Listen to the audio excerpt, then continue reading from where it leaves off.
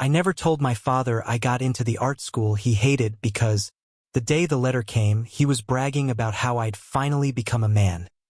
And I didn't want to be the son who broke that illusion before I even had a chance to prove I could be more. I still remember the exact sound the broom made on the garage floor. That scratchy scrape of dust and dirt moving around like it had nowhere to go.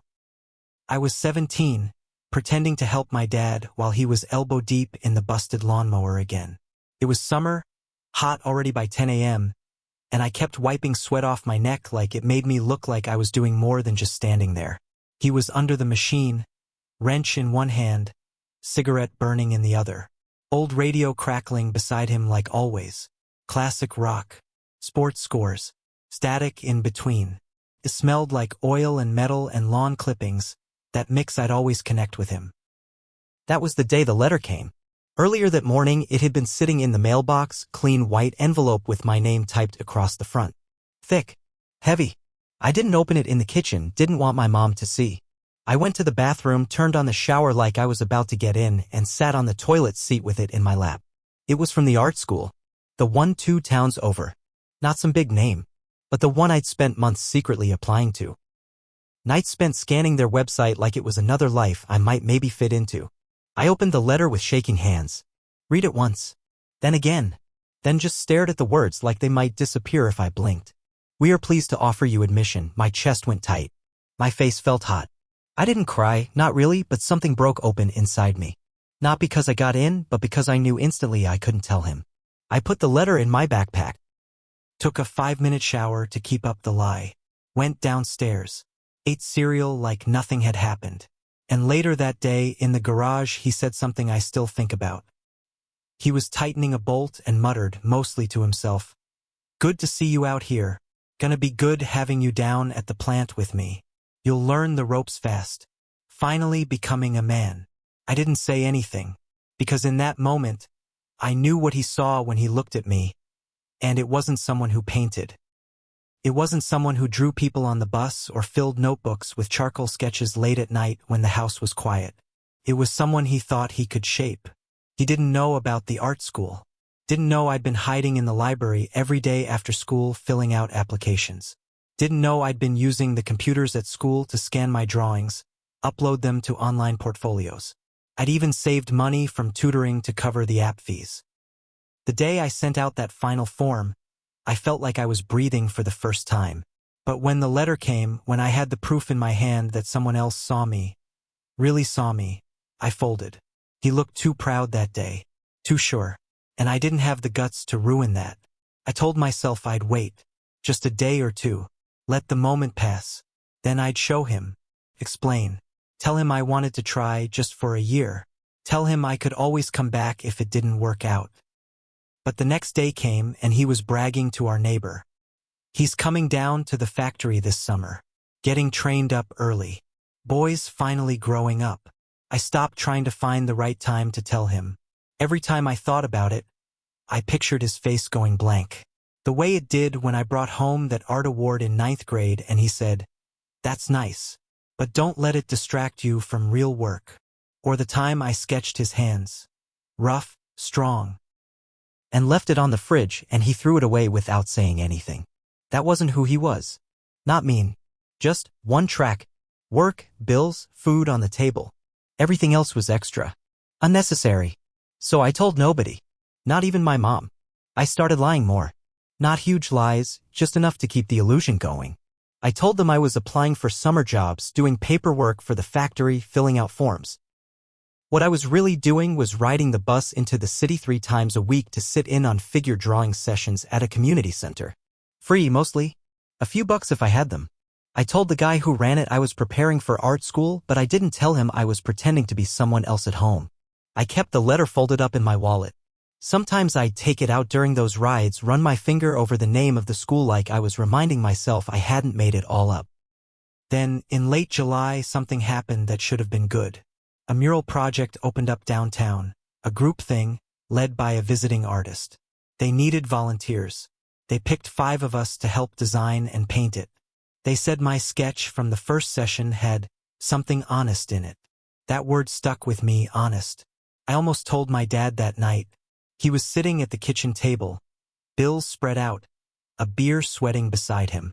The TV was playing low in the background. Some game show neither of us cared about. I stood there with my hands in my hoodie pocket, letter in my waistband, sketchbook in my bag. "Hey Dad," I started. He looked up. I swallowed. "What if I did something different? Like, just for the summer?" He blinked. "Like what?" "Like help out with this mural thing downtown. It's an art project." He didn't say anything for a second. Then he snorted, actually snorted, and said, "You're serious?" I nodded. He shook his head. "You're not a damn painter. You're a smart kid. Don't waste it screwing around with chalk and spray cans. You think that's gonna feed you?" I didn't answer. He went back to his papers. "Grow up, bud. Time to start acting like a man." The next morning, I told the mural team I couldn't make it. Said family stuff came up. One of them texted back, "You sure? We really liked your lines." I didn't reply. I got on the bus anyway. Rode past the wall they were painting. Saw the early sketches up on the scaffolding. I knew exactly which lines were mine. It made my stomach twist. That was the summer I moved like a ghost through my own life. I worked at the factory during the day, same as he did. Kept my mouth shut. Learned how to do the things he did. How to clock in, clock out. How to joke about beer and weather with guys I had nothing in common with. At night, I drew until my hands cramped. Not for school anymore. Just to keep from disappearing. One night, late August, my mom came into my room without knocking. I was at my desk, headphones on, shading a rough pencil sketch I'd started on the back of a takeout menu. She didn't say anything at first. Just stood in the doorway, arms crossed. I turned, startled, and yanked my sketchbook over the page without thinking. She frowned. "You still drawing?" I didn't answer. She came in, sat on the edge of my bed. "I found something in the laundry," she said. "It fell out of your pants pocket." I went cold. "My wallet." "The letter." She pulled it out from under her arm. "Why didn't you tell us?" I stared at the floor. "It doesn't matter." She opened the letter again, like she hadn't already read it 10 times. Her voice was soft. "This is real. They accepted you." I nodded. She looked like she wanted to cry or scream or both. But she just said, "Your father doesn't know?" "No," she exhaled hard through her nose, like it physically hurt her to keep it together. "You know what he'll say?" "Yeah." She shook her head slowly. "You don't have to live under his ideas of what a man is, you know." I didn't say anything. Because I didn't believe her. Not fully. She reached out and touched my arm. "I'll talk to him." "No," I said quickly, louder than I meant to. "Please don't." She nodded, but she didn't look convinced. Before she left, she turned in the doorway. "You don't owe anyone your silence, sweetheart. Not even him." Then she closed the door. That conversation stayed with me. It played in my head every day after. When I was sorting bolts. When I was hauling boxes in the back. When I was staring at blank paper at midnight, afraid to draw because I didn't know who I was drawing for anymore. It was too late to accept the offer, technically. I'd missed the deadline. But I called the admissions office anyway, just to ask. Just to hear someone say there was still a chance. A woman answered. Friendly voice. Said they had a spot open from a dropout and if I could pay the deposit by the end of the week, it was mine. I said thank you, hung up, and sat there in the quiet. My hands were shaking again. The next day, I emptied out the box under my bed. Birthday money I never spent. A couple of 20s I kept from paychecks. Not enough. I took the sketchbook I'd been filling since I was 13. Taped a note to it. For the deposit. Do what you have to. I left it on my mom's pillow and went to work. When I got home that night, the sketchbook was gone from my mom's pillow. No note. No sign it had ever been there. She didn't say anything during dinner. Just passed me the potatoes and asked how work was like. We were still pretending nothing had changed. My dad was in a good mood. He was laughing about something one of the guys at the plant said. You'll meet him soon, he kept saying. You're gonna fit right in. I nodded, chewed my food, stared at my plate. My chest was tight the whole time. Like I was breathing through a straw. After dinner, I stayed in my room. Around 10, my mom knocked once, then opened the door. She sat on the edge of my bed again, holding an envelope. Not the school letter. A new one. Smaller. My name on the front, in her handwriting. She handed it to me and didn't say anything.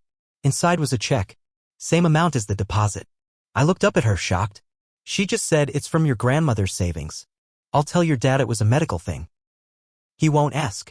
I tried to speak. To thank her. To say something real. But I couldn't get the words out. She touched my hair, gentle. You leave next weekend. Quietly. We'll say it's a work trip. Just go. I shook my head. What about him? She looked tired. Not angry. Just like she'd been holding her breath for years. Let him think what he wants. He's made peace with his version of you. Now it's your turn to make peace with yours. The morning I left, I packed one backpack. She drove me to the bus station. We didn't talk much. Just sat in the quiet like it was the only way to keep from breaking. As I got out, she hugged me so tight it hurt. He'll be angry, she whispered. But anger passes. Regret doesn't. Art school wasn't what I imagined.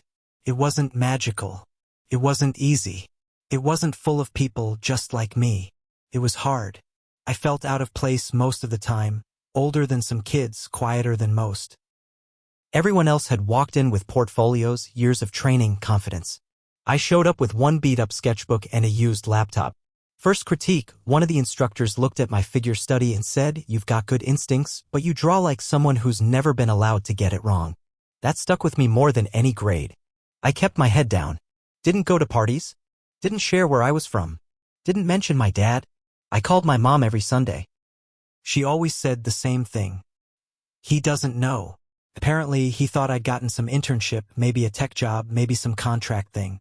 He asked less and less, according to her. Said he was just glad I was working.